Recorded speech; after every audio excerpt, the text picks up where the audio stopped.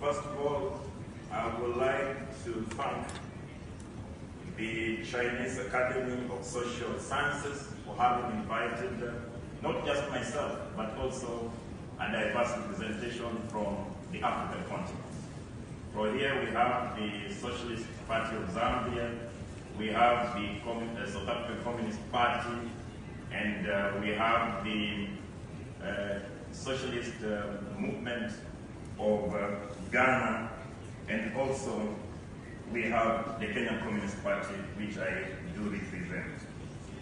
Now, first of all, the Chinese Academy of Social Sciences is a direct manifestation of a way in which you can bring academic freedom and actually revolutionize education for the national development of one's country.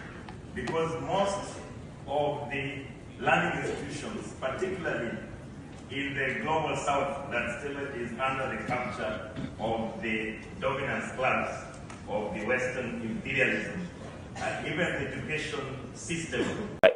Do we need to unite piecemeal, like for example, the Central and the Southern and the Eastern Bloc, or do we need continental unity at once?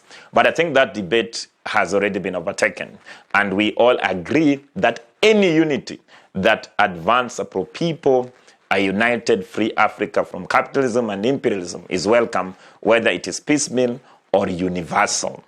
The second debate is that what is possible? Do we have, African socialism or socialist Africa? I think such debates have already been debunked by the intellectuals of the left, like Abdul Raham Mohammed Babu, or in his book, African Socialism or Socialist Africa. And now Communist Party of Kenya is convinced that only under scientific socialism we can see a liberated Africa. And once everything has been declared as science, then it is universal. So we don't have to name it, either whether it is African socialism or Western socialism, but we have to look at what we call the immortal science of Marxist-Leninism, which is our principal guide and our light that continue to illuminate our paths towards the total victory of the continent. Consultation to come with the document must start from the grassroots, but not from the top. Those who want to unveil documents, the era of philosophers that were isolated thinkers that knew everything is gone, comrades. In fact, a united front. I wanted to say that within the PASA initiative and those that we have been involved in this struggle, we have no sectarianism between the old guard.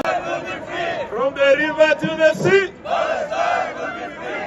I hear you, comrade. From the river to the sea. Palestine will be free. From the river to the sea. Palestine will be free.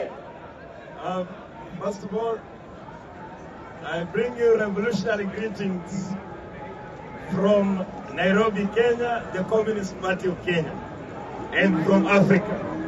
And I think this historic march that is happening in Athens today to commemorate the student uprising, almost 50 years since the student uprising, is a clear manifestation in the words of you will find there's some extreme right-wing organizations, mainly from the United States, and Pentecostal churches that have invested in education and universities. And they are using those centers to take people out of reality. In fact, their philosophy department are teaching people idealism and metaphysics as the only philosophy. And trying to try to use philosophy to justify theology. So in that way, we see they are determined to colonize people through capturing the education system.